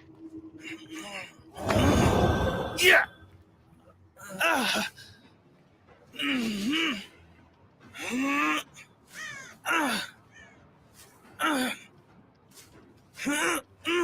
Time to put him on the hook. Get him on the hook. Get him on the hook. Come on. He's going to wiggle away. Oh Okay. That's gotta hurt. It's just gruesome. Okay, so now on my screen, of course, I see the survivor there hanging on a hook. I'm still wounded. So what I've got to try and do is sneak over. There he is, damn it. See how he just comes out of nowhere? I heard you. Ah, okay. Do you want to do a 2 survivors now, or do you want to end this? Now we'll go ahead and end this. We're getting close. Okay, so I'm back in the struggle wave phase. The next hook is so far away. So if I can struggle enough and he has to walk far enough, I might be able to get away. We can show them.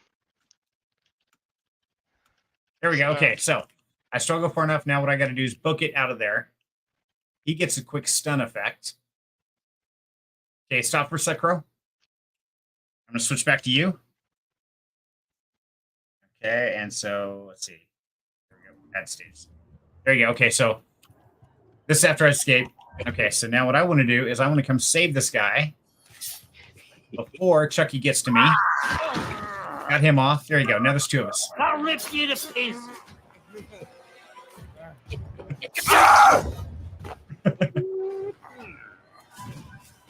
Chucky's evil.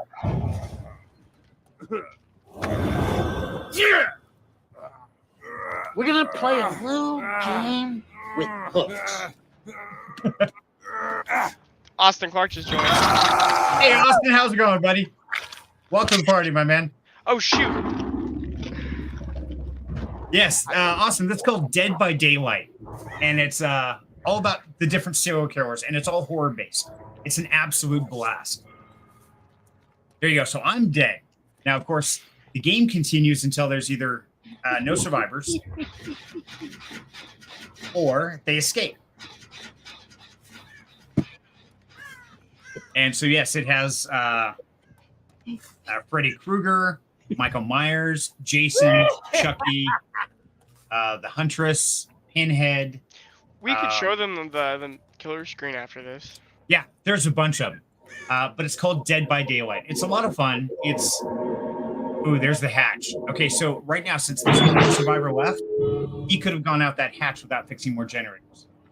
But since Chucky found it first, he closed the hatch. Now the guy has to get enough generators fixed to exit through the 2 exit gates. I happened to just hear it as I was meandering. Right. Dave West says, just the tip. Exactly. So what's up, Dustin? So good to have you here, brother. Yeah, it's kind of a quiet night, so this is how we spend our evenings when we're not cryptoing or recording or something. We always get a little bit of game time in together. And this is one of the games we play. And this is a lot of fun because you get the jump scares, especially with like Chucky, because you'll be working on a generator trying to escape and you're looking all around at the same time. And all of a sudden this little red doll comes rushing out of the weeds at you with a knife. Like, oh my God, hell. So there's some pretty cool moments. There he is.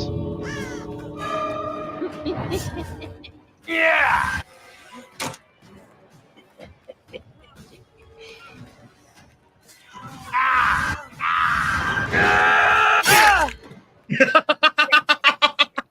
I love that. He charges. I just figured out how to do that. I was trying to figure out how to do that and just... Oh, this dude's toast. This is the hook that I was originally going to hook you on. It looks like this guy's going down.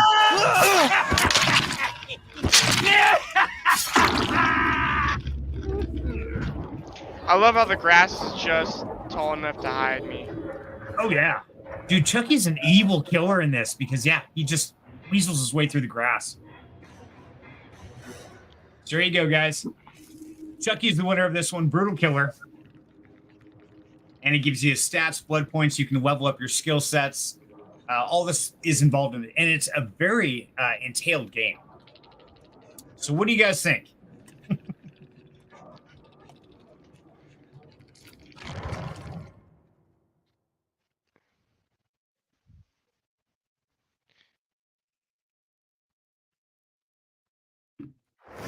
So, speaking of killers... Yes, pull up the killer list. Let's see what we got available here. So you got like the Xenomorph, the Nemesis, Chucky, the Huntress, wherever the hell that is. Singularity, Skull Merchant, Knight, A guy named Pinhead. Albert Wesker, Pinhead, the Artist, the Onryo, the I'm gonna shut this Dredge. down. But then you even got things like this guy called the Death Slinger, or the Demigorgon from Stranger Strange Things. Things. Yeah. You got the chick who's the next one to the left. A clown. She's like yeah, out of the Grudge or the Ring, the Spirit. yeah. Oh, yeah, she's creepy as hell. Got this guy who's freaking super hard to go against. But then you got things like Hannibal, Bubba. Texas Chainsaw Massacre. Yep. Leatherface. Freddy. That's not Leatherface. That's Freddy Krueger, isn't it? Yeah, that's Krueger. The other one's Leatherface. Oh yeah. Yeah, the And pig then- out of Jigsaw. Yep. Then Michael Myers. Michael Myers. Thank you. And the cool part about this is each one of the killers has a correlating survivor. So, like Michael Myers has Laurie Strode, his sister. And let's see, they introduced Nicolas Cage in Dead by Daylight. And that's pretty cool because after Five Nights at Freddy's, you've got Nicolas Cage in there as well. Yeah, you see Leatherface. Exactly. There's a lot of people there. And it's just a fun game. If you're a horror fan or you like that genre, it's a lot of fun. You get the jump scares, you get the real loud sound effects with the creepy organ music, all that stuff going. And yeah, definitely worth checking out. And I know I've got it on Steam on the PC, but now, Crow, you said this is available on console? Yeah. It's available on console. Is it? Okay. Yeah. Do you know what platforms? All of them, or I'm pretty sure it's all of them. is it? Okay. So, yeah. Dayfly, there you go. You can be Chucky. You can hunt people down. And, yeah, just have a blast with it. And you'll get into it. You'll be like, they'll drop a pallet on you. You'll be like, oh, you bastard. And then you're like, you'll see one guy and you'll be like, you in particular, F you. I'm going to kill you.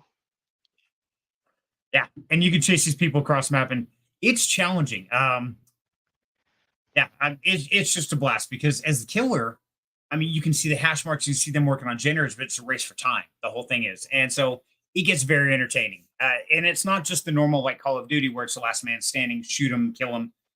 Each one has perks, skill sets, different tactics and strategies. And like Chucky's just an evil killer because he stands out.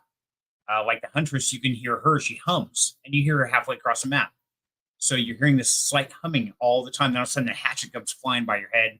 Just weird things. So It's if so you, fun. it is. But yeah, if you like that horror genre, I highly recommend Dead by Daylight. It's a lot of fun.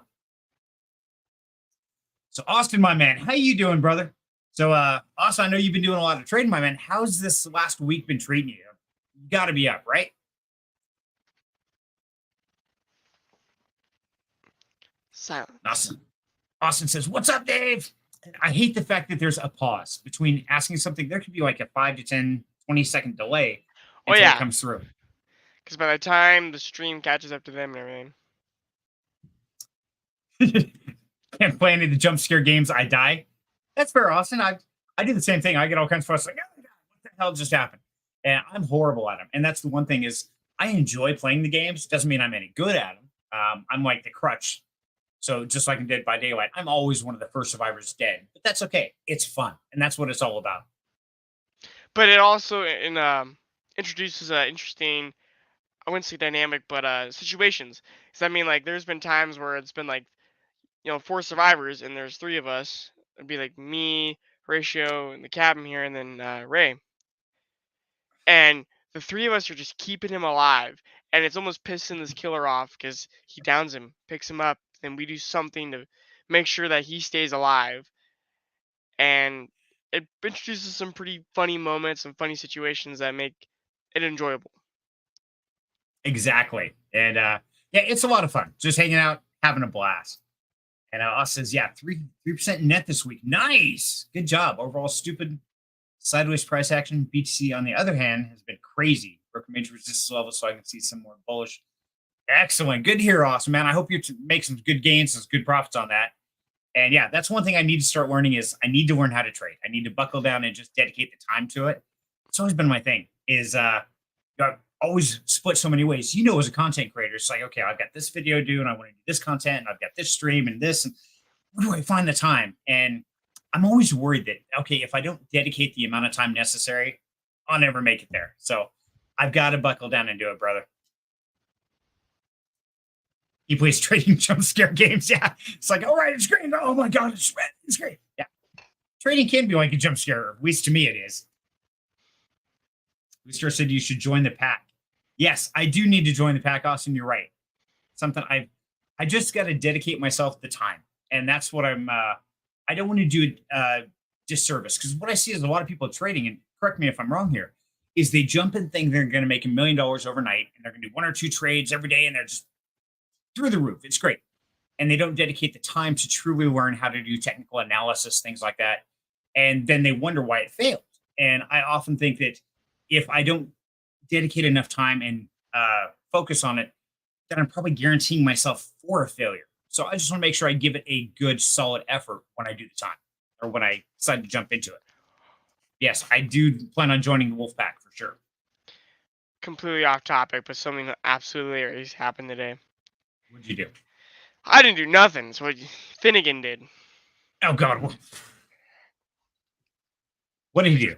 So we're on the way back to Mount Home, and for those who don't know, me and Dan carpool together because it's cheaper that way. We save gas money and everything. But it's kind of cool though, because the supervisor and key lead get a ride together, and we sit there and talk about everything underneath the sun. So we're near in his house. I'm like, so what are you gonna do? Because we were gonna work till 2 o'clock, but we stopped at noon because he wanted to get some stuff done. I went, fair enough. What are you gonna do with your extra 2 hours you gained? He goes, oh, I'm gonna clean my house. I was like, all right. He goes, then I'm gonna pick up the leaves in my yard. I was like, okay. He's like, yeah, I bought some leaf bags. I was like, bullshit. He's like, what? I was like, you're telling me they make like bags meant for leaves?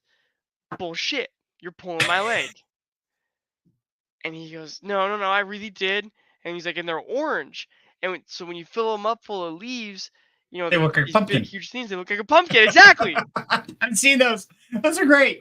So I was like, bullshit. You're pulling my leg. Like, because he does stuff like this all the time. And like, they're jokes. They're usually jokes. So I was like, you're pulling my freaking leg. He goes, okay, no. We pull up to his house. He goes, wait right there. I'm going to show you. It's like, okay. This is where it gets fun. Comes out with this, roll of trash bags, and he pulls one out, and it's about yay big. Unfolds it, and it's about yay big. And I'm like, so that's your big trash bag? He's like, yeah. I'm like, hey, where's the pumpkin? He's like, I don't fucking know. He's looking at it, and he goes, yogurt tubing, lint. And he starts like naming these really weird things, and I'm like, what are you talking about? And he goes, apparently this is all the stuff that got recycled to make this bag. It's like, okay, what's the bag for, Dan? And he starts looking at it and goes, oh no. And I'm like, what'd you buy? He goes, I bought special bags for recycling. Oh my God. Yep. That sounds like something Dan would do. It's a see-through bag, and you're supposed to put your recyclables in there, certain recyclables. You throw it out with your trash, and the trash guy is supposed to take it to a special recycling facility. Something that Hefty's doing as a recycle program. Right. But he thought it was for the leaves. He saw the box over here with pumpkins on it. He reached to the left and grabbed one of those and threw it in the cart. Okay, that works. What are you doing? Yeah, that's totally him. That's epic. So I says, oh yeah, trading is just like any normal business. You truly will never get rich without 1 year plus of work to start, just like any business. See, and that's kind of what I'm preparing myself for, Austin. I agree there, brother. In fact, you may not make your first net dollar in 1 to 2 years, but that's any normal startup business too. Crazy part is people still discount trading, but will go in debt for a 4-year degree. That is crazy, Austin. And that's one thing, I think there's so much you can learn on the internet. If you just dedicate your time and do the research, going into a degree for 4 years and putting yourself in that much debt is insane. It's like, why would anybody do that? Agreed. So yeah, and see, Austin, that's what I figured, brother. Is I need to set that time aside. I need to dedicate. Okay, I'm going to put so many hours a day towards trading. and I'm going to master it. I'm going to learn it, the technical analysis, the trading, the risk factor, all that aspect. But I don't want to try and go into it half cocked, because then I think, that's when people say, oh, well, it just doesn't work. It fails. It's like, no, you really didn't prepare. You didn't do it right. And that's what I want to avoid. So let me know if I'm right on that mindset or not, because I want to make sure that when I do start trading, I think it can change my life, but I think I have to give it an honest effort. Always going full cock, never half cock, dude. Yeah. It's like we say here, it's like always full asset, never half asset. I like the scene from Guardians of the Galaxy where he's reading that paper at the very end, and he's like, "And I am a complete asshole." End quote. What do you think of this guy? Well, ma'am, I don't think anyone's 100% an asshole. Maybe like 80, 85, but never 100. That's fair. Everybody has a little bit of niceness. And Dave says, Oscar, most people want instant gratification. Yeah, they do. And everybody wants to put in $10 and pull out 1,000, or put in 100 and pull out 10,000. And it's like, yeah. And we see people that make those trades, and yeah, it fires us up, but we've got to realize they spent years learning that skill set to do that. Says, but trading is also for everyone, and some people need degrees, so it truly is all personal too. I just love trading, man. It's such a beautiful skill. Brother, I agree with you, man. I think it's a true game changer. And if somebody can learn it, master it, I think they can change their stars, literally. That's what I'm hoping to do. And Austin totally agrees with DayFi. Right on. So, yeah, guys, I think that about wraps up this Freaky Friday. So we've been through everything. We've talked about work. We've talked about mindset. We've talked about gaming. I don't know what we haven't covered today. We talked about trading, which is awesome. So awesome, man. I'm glad you popped in today. And yeah, I will definitely, once I set the time aside, set the time aside. There we go. And start focusing on that. I will be reaching out to you because I would love to get some classes, start learning, and get part of the Wolf Pack and really learn that. And guys, if you don't know and you're watching this, don't know who Austin is, go check him out on YouTube. Great content creator. And he went like full-time trader a while back and does some awesome classes. I've watched some of the videos and it's amazing to watch. Truly enjoyable. Chris Cruz, my man. Thank you, brother. Glad you stopped in tonight. Hope you enjoyed the show. As always, guys, Freaky Friday is just to say, hey, we survived the weekend. Congratulations. Pat yourself on the back and have a little bit of fun. And that's what it's all about. So we're here every Friday night just to make sure that everybody has a good time. Because you know what? You worked hard this week. You earn it. So good job. I'm proud of you. Chris says, good night, brother. Austin says, have a good night, guys. Thanks, Austin, my man. You take care, brother. DayFi, thank you, brother. Screws, love having nightmares about the game. yeah, you guys will have nightmares about Chucky running through the weeds, hunting you down. But if you guys do decide to start gaming, whether it's in Call of Duty, it's Dead by Daylight, in those, throw it in the Discord. As always, guys, I'm always in there and love to play games. And there's a lot of gamers in the community. So yeah, if you're getting into it, love to have it there. Austin, happy to have a call. Awesome. Well, thank you, Austin. I appreciate that, my man. Yes, definitely get a call. One of these days might actually have to do a stream together. I think that'd be a lot of fun. Although I can't do the burpee thing. I'm old and fat. That wouldn't work well. But we'll figure something out. Thank you, everybody. And as always, the only thing I ever ask is do me a huge favor. Hit the like button, subscribe to the channel. Check us out next week. We're going to have some more fun. Crow, my man, been a blast, brother. Always. Been a great. Every time. Awesome. Well, thank you, everybody. Have a great weekend, and we'll catch you next time. Bye, guys.